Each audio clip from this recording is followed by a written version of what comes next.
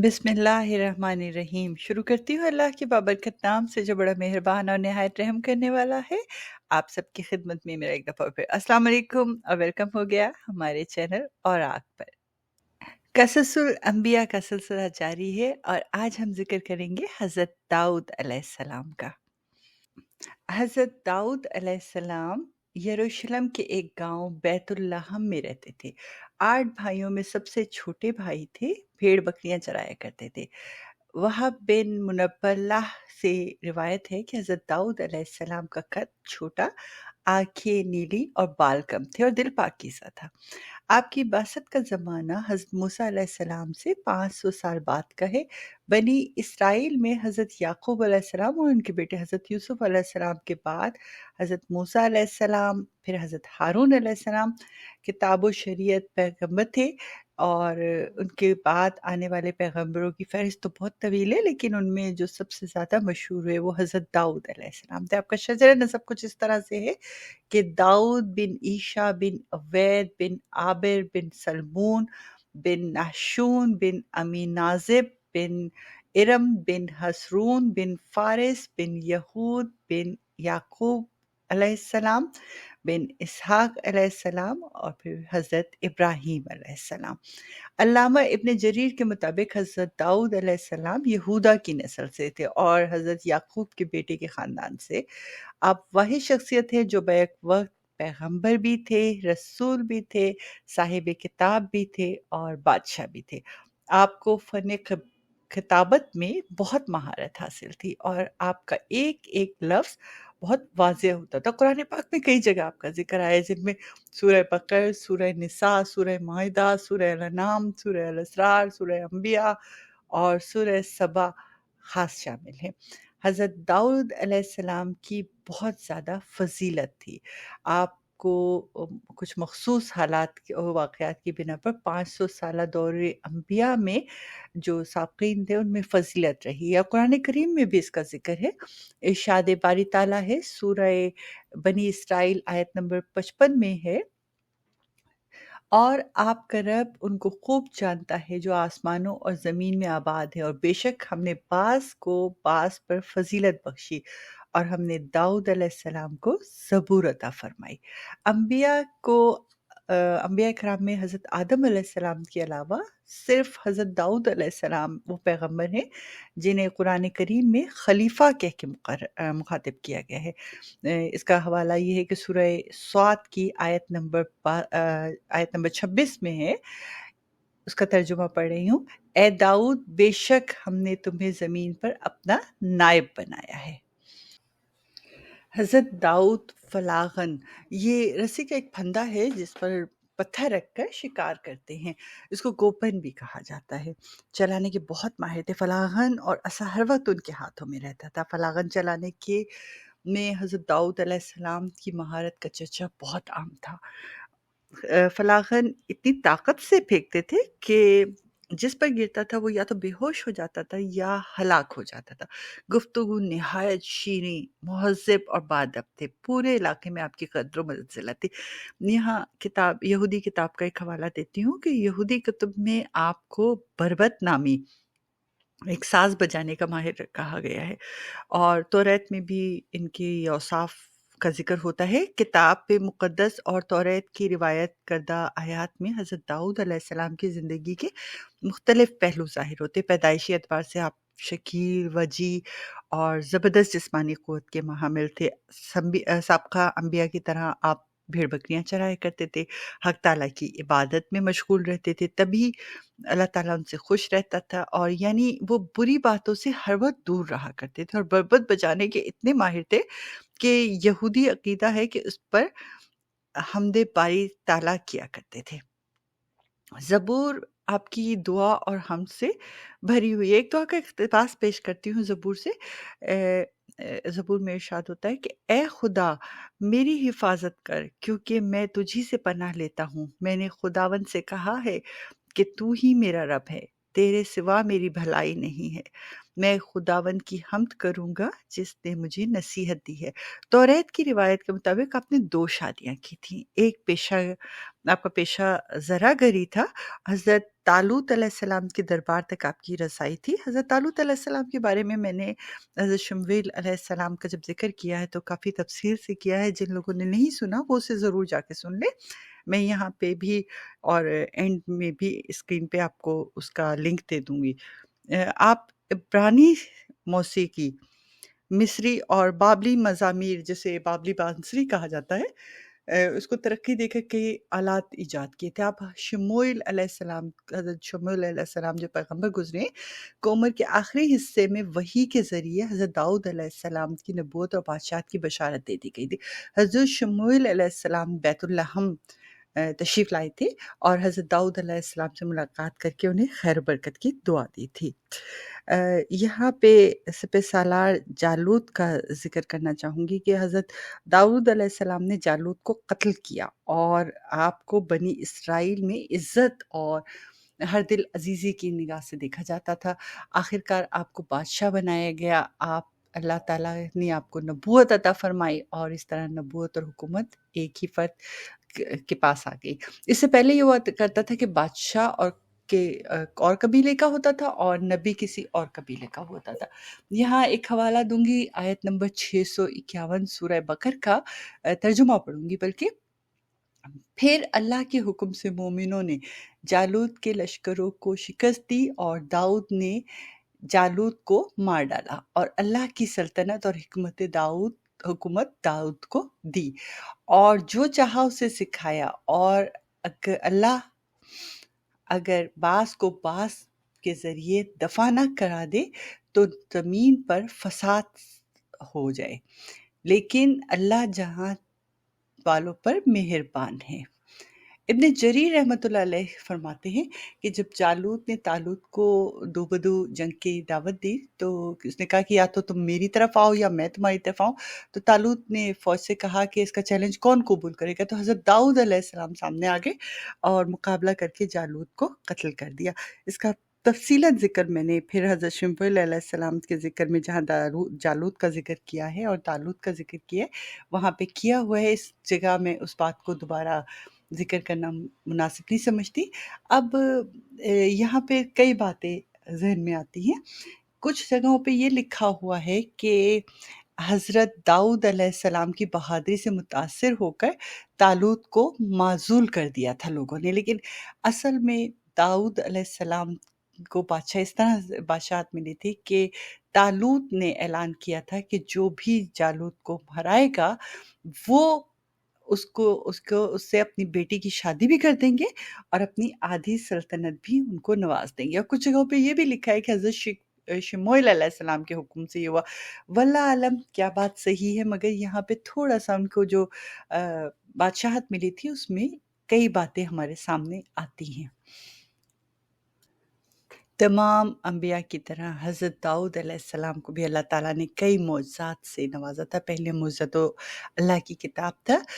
حق تعالیٰ نے آپ کو زبور عطا فرمائی تھی۔ زبور زبر کی جمع ہے جس کے معنی کتاب، عقل، تحریر اور نام کے ہیں، اور ایک اور لغتی معنی جو ہمارے سامنے آتا ہے زبور کا وہ ہے پارے اور ٹکڑے ہو جانا اور حصے ہو جانا، اس طرح کی باتیں۔ مسند احمد کی ایک روایت ہے کہ یہ مقدس کتاب ماہ رمضان کی 16 یا 18 تاریخ کو نازل کی گئی تھی۔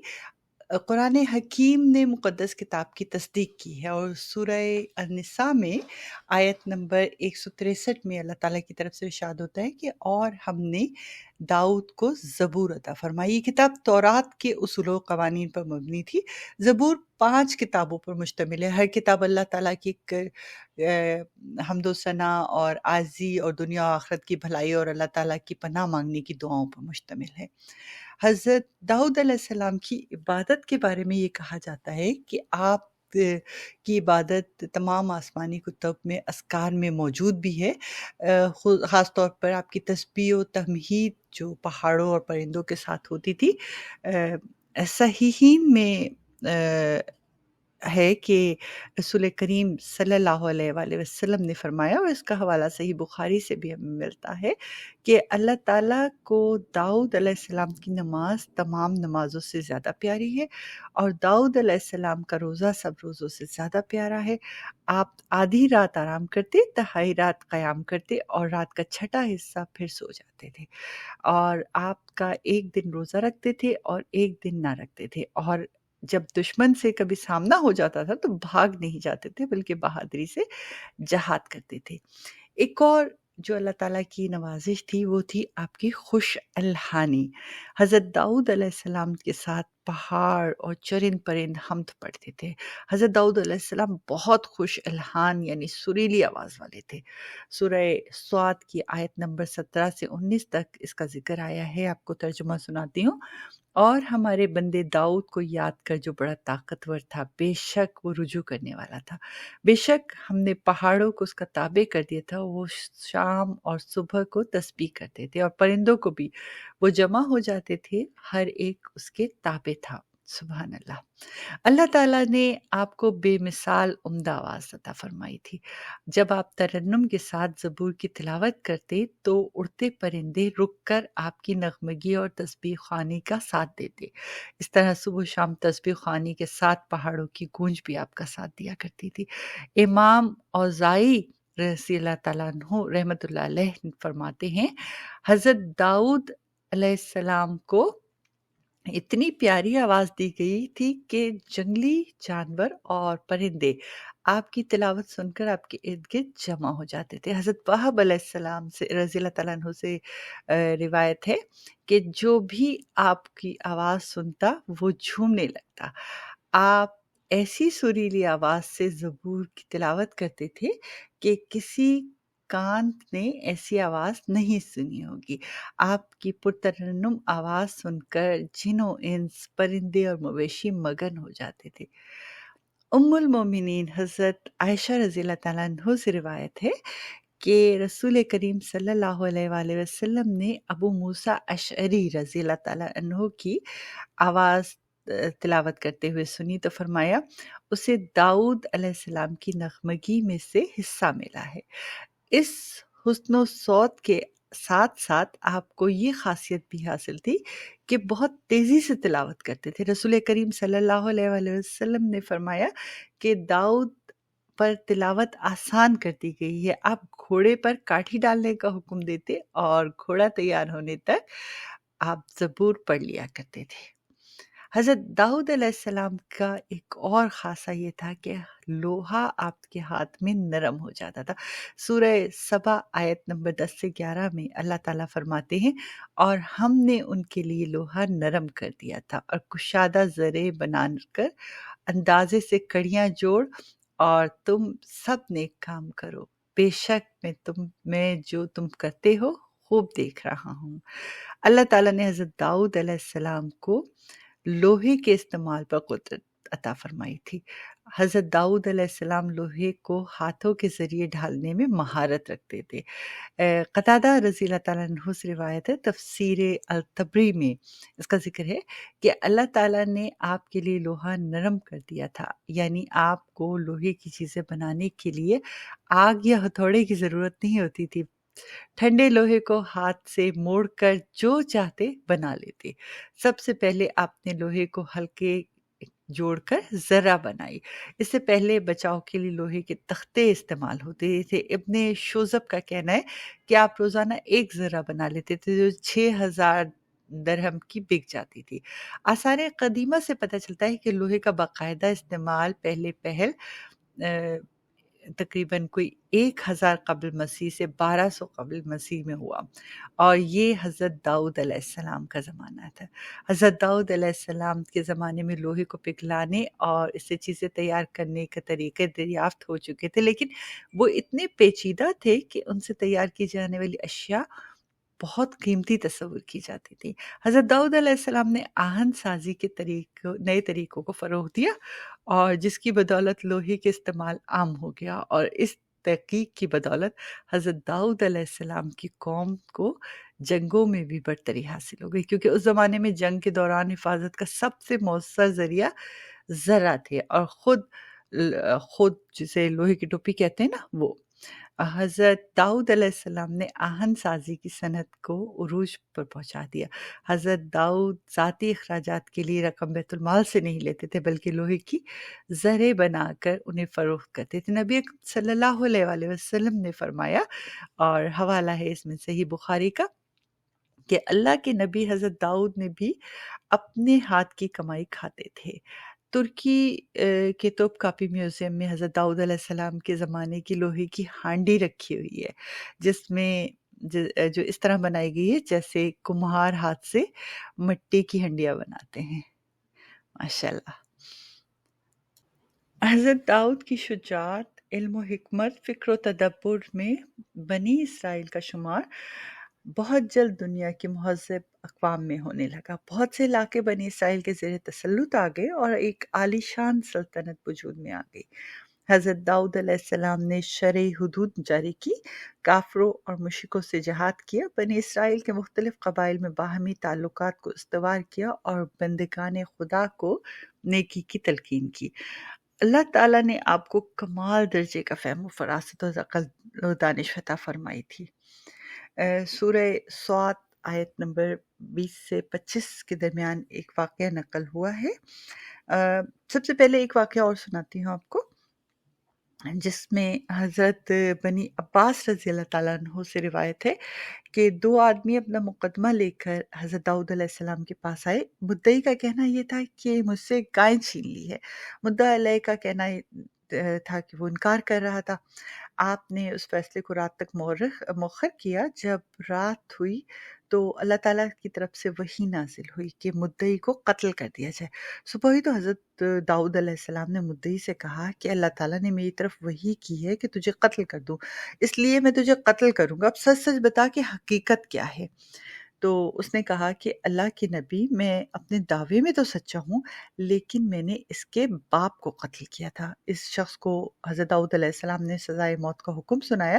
اس واقعے سے بنی اسرائیل کی نظر میں حضرت داؤد علیہ السلام کا مقام بلند ہو گیا، اور انہوں نے بہت اچھی طرح آپ کی اطاعت کو قبول کر لیا۔ نبی اکرم صلی اللہ علیہ وآلہ وسلم سے ارشاد ہوتا ہے کہ گواہ پیش کرنا مدعی کی ذمہ داری ہے، اور انکار کرنے والا یعنی مدعا علیہ کے ذمہ قسم کھانا ہے۔ ایک اور دوسرا واقعہ جس کا ذکر میں بھی کرنا چاہتی تھی، سورہ صاد آیت نمبر 20 سے 25 تک ہوا ہے۔ وہ دو جھگڑنے والوں کے درمیان ہے کہ ایک دفعہ وہ ایک عبادت خانے کی دیوار کو پھاند کے آگے، تو حضرت داؤد علیہ السلام اس وقت عبادت گاہ میں موجود تھے۔ پہلے تو وہ گھبرا گئے، لیکن پھر انہوں نے کہا کہ ہم ڈرے نہیں، ہمارے درمیان ایک فیصلہ کرنا ہے آپ کو۔ اور فیصلہ یہ تھا کہ ایک آدمی نے کہا کہ میرے پاس جو ہے وہ ایک دمبی تھی، اور میرے بھائی کے پاس 99 دمبیاں تھیں۔ تو میرے بھائی نے مجھ سے کہا کہ تیرے پاس ایک ہی دمبی ہے تو یہ مجھے دے دے، اور میں جو ہوں وہ اپنی دمبیوں کے ساتھ اس کو شامل کر کے اس کو چرانے وغیرہ لے جاؤں گا۔